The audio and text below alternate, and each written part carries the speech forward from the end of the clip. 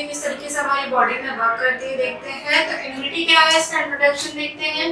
The word immunity describe the protection against disease, मतलब कि disease से हमें किसी तरीके से कोई भी बीमारी से जो प्रोटेक्शन मिलता है वो क्या होती है, इम्यूनिटी होती है। ठीक है, इम्यूनिटी के थ्रू ही हमारी बॉडी को प्रोटेक्शन मिलता है। अब क्या है देखते हैं। It indicates that an individual has developed life long resistance to a certain disease after being infected with once, मतलब कि क्या बोल रहे हैं कि कोई भी डिसीज हमको एक बार हो जाती है तो उसके बाद में क्या होता है, हमारी बॉडी उसके लिए एक तरीके का रेजिस्टेंस बना देती है। ठीक है, इसी चीज को क्या बोलते हैं, हम इम्यूनिटी बोलते हैं। ठीक है, अब इम्यूनिटी को हमने दो टाइप्स में क्या किया गया है, डिस्क्राइब किया गया है। ठीक है, इसको डिवाइड किया गया है। फर्स्ट बोल रहे हैं नॉन स्पेसिफिक इम्यूनिटी, सेकंड बोल रहे हैं स्पेसिफिक इम्यूनिटी। ठीक है, अब नॉन स्पेसिफिक को भी फर्दर डिवाइड किया गया है। तो इसमें क्या है, species immunity, racial immunity and individual immunity. ठीक है, अब स्पेसिफिक को फर्दर टू पार्ट्स में डिवाइड कर देंगे, एक हो जाएगा एक्टिव, दूसरा हो जाएगा पैसिव। अब एक्टिव और पैसिव को भी फर्दरली इन्होंने क्या किया, डिवाइड। तो एक्टिव में क्या है, नेचुरल एक्टिव इम्यूनिटी एंड फिर क्या है, आर्टिफिशियल एक्टिव इम्यूनिटी। ठीक है, इसके बाद पैसिव में क्या है, natural passive immunity and artificial passive immunity. ठीक है, दोनों को नेचुरल और आर्टिफिशियल में डिवाइड किया है, पर आपको क्या याद रखना है कि नेचुरल एक्टिव इम्यूनिटी है, आर्टिफिशियल एक्टिव इम्यूनिटी है और उसके बाद में नेचुरल पैसिव इम्यूनिटी है और आर्टिफिशियल पैसिव इम्यूनिटी है। ठीक है, तो अब हम इसके डिटेल में पढ़ लेते हैं क्या होता है ये। तो फर्स्ट देख रहे हैं हम लोग नॉन स्पेसिफिक। ठीक है, नॉन स्पेसिफिक इम्यूनिटी को और क्या कहा जाता है, इनेट इम्यूनिटी या नेचुरल या न्यूट्रल इम्यूनिटी। ठीक है, इन्हें इन सभी नामों से जाना जाएगा। तो हम देखते हैं इसमें क्या हो रहा है। This type of immunity is present since birth. ठीक है, तो आपकी बॉडी के अंदर बर्थ से, जब से आप जन्म लेते हो तब से ये इम्यूनिटी क्या होती है, इम्यूनिटी प्रेजेंट होती है। ठीक है, and is affected by the genetic and molecular structure. और ये किससे अफेक्ट हो रही है, आपका जो जेनेटिक स्ट्रक्चर है। ठीक है, जो जीन्स आपके पेरेंट्स आपके अंदर आ रहे हैं उसी स्ट्रक्चर से क्या होगी, ये अफेक्टेड होगी। और मॉलिक्यूल्स के जिस तरीके के स्ट्रक्चर है आपके, ठीक है, आप अच्छे से खाना खा रहे हो, किस तरीके से इंटेक कर रहे हो, उससे जो मॉलिक्यूल्स आपकी बॉडी में ग्रो हो रहे हैं, डेवलप हो रहे हैं, जिस तरीके की सेल्स बन रही है, हेल्दी सेल्स बन रही है या हार्मफुल बन रही, उसी से क्या होगा, ये डिसाइड होगी। ठीक है, and is independent of previous contacts with foreign antigen molecules, मतलब कि foreign antigen molecules किसी भी टाइप के आपके अंदर में एंटर हुए हैं। ठीक है, फॉरेन बॉडीज या क्या ले डिसीज की जो भी वेक्टर्स है वो आपकी बॉडी में पैथोजेंस, ठीक है, वो आपकी बॉडी में अगर एक बार इंट्रोड्यूस हो गए उसके बाद में आपकी बॉडी क्या करती है, उसको पहचान लेती है। ठीक है, जैसे कि क्या होता है, चिकन पॉक्स होता है। ठीक है, एक बार आपको बचपन में हो गया तो आप उससे इम्यून हो जाते हो। ठीक है, मोस्टली केसेस में आप इम्यून हो ही जाते हो। ठीक है, तो ये क्या हो जाएगा, आपका नॉन स्पेसिफिक इनेट या फिर न्यूट्रल इम्यूनिटी कहलाएगी, जो आपकी सिंस बर्थ होती है, आपके डीएनए पे डिपेंड करती है और आपके मॉलिक्यूल के स्ट्रक्चर पे डिपेंड करती है। ठीक है, कि आप किस तरीके के सब्सटेंस खा रहे हो।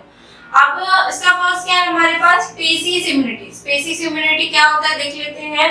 This type of immunity is found in all the members of a particular species, मतलब कि किसी भी particular species को ले लेंगे, humans को ले लेंगे या तो फिर जानवरों को ले लेंगे, ये क्या है particular species है। ठीक है, तो इसके अंदर क्या होगी, ये सभी में पाई जाएगी। ठीक है, ये इम्यूनिटी इन सभी में पाई जाएगी। such as many microbes are pathogenic to human but does not infect animals। अब pathogenic का क्या मतलब हो रहा है कि बहुत सारे क्या हो रहे डिसीज जो ह्यूमंस को इन्फेक्ट कर देती है पर जानवरों को क्या करती है, नहीं करती है। ठीक है, तो इसमें पास क्या बताया है, एग्जांपल में देख रहे हैं कि B anthracis infects human but not chickens, मतलब कि एक वायरस है, ठीक है, बैक्टीरिया है बी एंथ्रासिस नाम का, जो कि ह्यूमंस को इफेक्ट करता है। ठीक है, ह्यूमन बॉडी को हार्म करता है, एंथ्रासिस नाम की बीमारी करता है।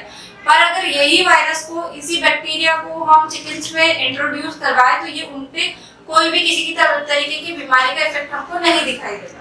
तो ये क्या चीज है हमारी स्पेसीज इम्यूनिटी, स्पेसिफिक किसी स्पेसीज में ये इम्यूनिटी होती है और किसी किसी में नहीं। ठीक है, नेक्स्ट क्या हो जाएगा हमारा रेशियल इम्यूनिटी। ठीक है, रेशियल इम्यूनिटी देख लेते हैं हम लोग क्या है। तो रेशियल में हो जाएगा, this type of immunity is exhibited by different races of the same species, मतलब कि एक ही स्पीसीज के अलग अलग जो रेस है उससे क्या होगा, उनकी जो इम्यूनिटी है उनकी बात कर रहे हैं हम लोग। तो इसको देखते हैं हम लोग अच्छे से, क्या है ये Different races within the same species show marked variations in the degree of resistance for different infections. मतलब कि अलग अलग जो स्पेसीज के अलग अलग जो रेसेस है वो क्या करेगी, अलग अलग टाइप की इम्यूनिटी को शो करेगी. अब एग्जांपल्स के थ्रू समझ लेते हैं. Human races with sickle cell anaemia dominant in Mediterranean caste have developed immunity for falciparum infection. मतलब कि जो मेडिटेरियन सी के आसपास मेडिटेरियन रीजन है, ठीक है, जो पूरी अर्थ है उस पे जो मेडिटेरियन रीजन हो जाएगा, जो हमारा भूमध्य रेखा, उसके आसपास के जो देश हो जाएंगे, उसके आसपास के जो लोग हैं, ठीक है, वो उनको सिकल सेल एनीमिया तो हो जाएगा, ठीक है, पर वो किसके लिए क्या रहेंगे, इम्यून रहेंगे, वो फॉल्सीफेरम इन्फेक्शन के लिए, ठीक है. तो मतलब कि जो ह्यूमन सी है, ठीक है, वो पर मेडिटेरियन एरिया के आसपास के जो ह्यूमंस रहेंगे वो सिकल सेल एनीमिया उनको हो सकता है, पर कौन सा फॉल्सीफेरम इन्फेक्शन के लिए वो क्या रहेंगे, वो रहेंगे इम्यून रहेंगे. तो इसी तरीके से क्या है, ये वाला रेशियल इम्यूनिटी है कि मतलब अगर आपकी की स्पेसीज है, मतलब ह्यूमन स्पेसीज है, ठीक है, उसके अंदर एक पर्टिकुलर रेस जो कि क्या कर रही है, भूमध्य रेखा के पास में रह रही, वो एक पर्टिकुलर कोई भी डिसीज को लेकर के इम्यून है, ठीक है.